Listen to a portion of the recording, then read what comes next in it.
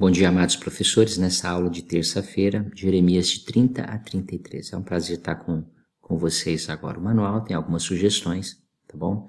Mas esses 4 capítulos, eles ensinam sobre a coligação de Israel nos últimos dias. Jeremias, o profeta, profetiza a respeito das coisas que vão acontecer. O presidente Nelson tem falado muito a respeito disso, né? Da coligação de Israel de ambos os lados do véu. Então você pode ensinar sobre o trabalho missionário, tanto do missionário quanto dos membros, tá bom? A outra sugestão é ter um membro da história da família e ele fazer essa parte tanto de indexação quanto do trabalho da história da família e ensinar isso, tá bom? São mais 2 sugestões além do manual.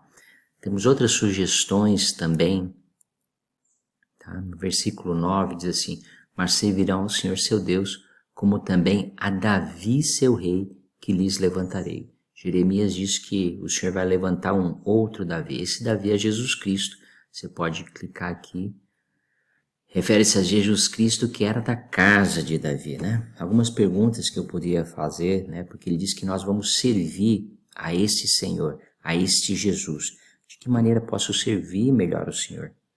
Como tenho sido abençoado por servir ao Senhor? Ou que coisas eu posso melhorar em meu serviço ao Senhor? No versículo 10 e 11, ele fala de algumas coisas que esse Senhor, que é Davi, né? Ou esse Davi que é o Senhor, né?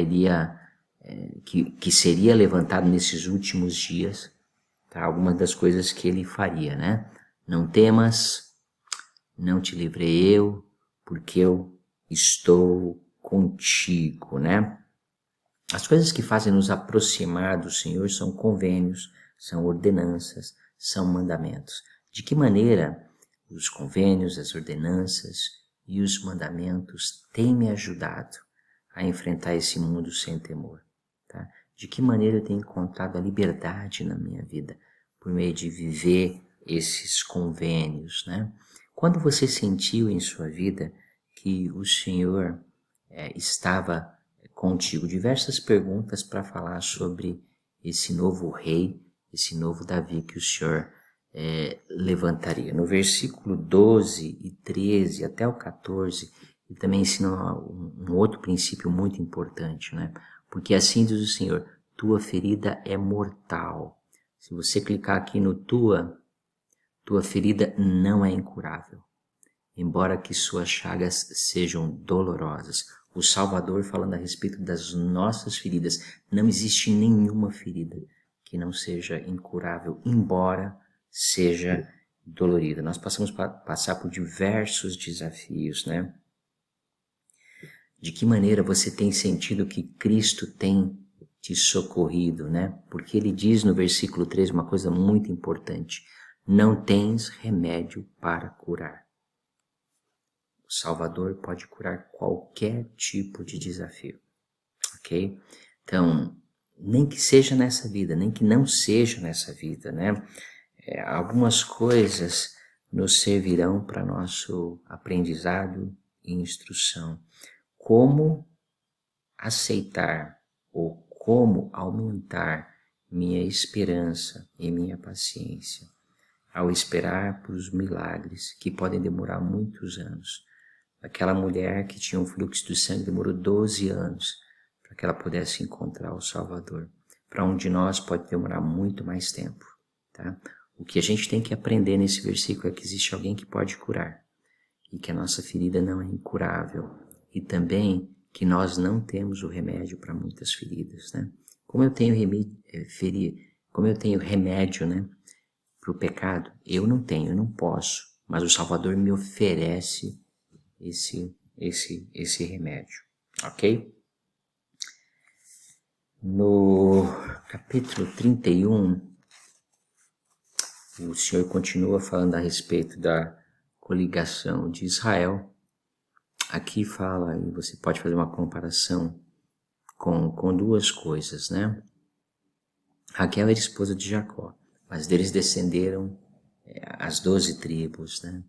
Então, ele chora porque não quer ser consolada porque ela não tem filhos, né? Porque já não existe, né?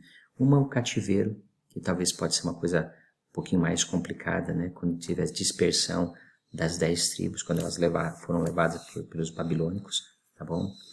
A outra pode ser também comparar e fazer alusão, porque o próprio Mateus, no livro de Mateus, fala a respeito disso, né? Quando o rei Herodes ele mandou matar todos os abaixo de 2 anos de idade, né?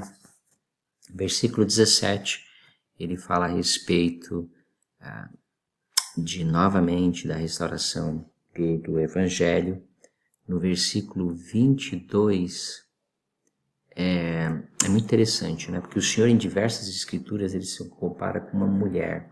E ele diz, a gente está falando sobre restauração do Evangelho e a coligação de Israel. E ele diz assim, porque o Senhor criou uma nova coisa sobre a terra. Uma mulher secará um homem.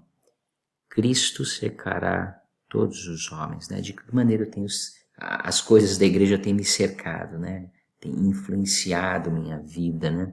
Então, essa mulher aqui é o Salvador Jesus Cristo, por meio de sua bondade, por meio de sua misericórdia, ele tem feito tudo para influenciar todos os homens, de toda a parte da terra, né? O versículo 29 é muito interessante até o versículo 31, tá? Ele diz que os pais comem uvas verdes e os dentes dos filhos se embotaram, né? É muito interessante, né? Eu começaria essa sugestão conversando como nossas decisões hoje impactam a futura geração, impactam nossos filhos, mesmo para os jovens que não são casados, né? Como as decisões que eles tomam hoje vão ter um impacto muito grande sobre os filhos deles, né? Então pensem só, a decisão de continuar estudando, como isso impacta, a decisão de se formar numa faculdade, como isso vai impactar, a decisão de seguir os profetas, a decisão de se afastar da igreja, a decisão de quebrar a palavra de sabedoria, tá? Como isso impacta, né? A Escritura fala muito a respeito disso e ela diz que os pais comerão uvas verdes, os pais tomarão as decisões, mas os filhos receberão as consequências. Pensa só, um homem que ensina ativa a consequência que os filhos têm. Um jovem que decide não estudar, as consequências que os filhos vão sentir. Tá? Então tem uma grande sugestão didática aí, dá para trabalhar com bastante coisa, né? No versículo 33, ele fala novamente a respeito de convênios, né?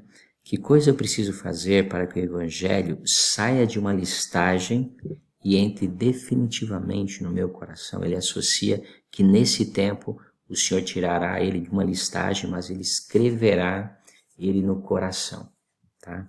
Então, essa é uma pergunta que pode ser feita. Por que vocês acham que o Senhor utiliza o coração como símbolo de mudança? Como o seminário pode me ajudar a ter uma mudança de coração? Essas são algumas sugestões que podem ajudar você no desenvolvimento de Jeremias de 30 a 33. Um forte abraço e sucesso em sua aula hoje.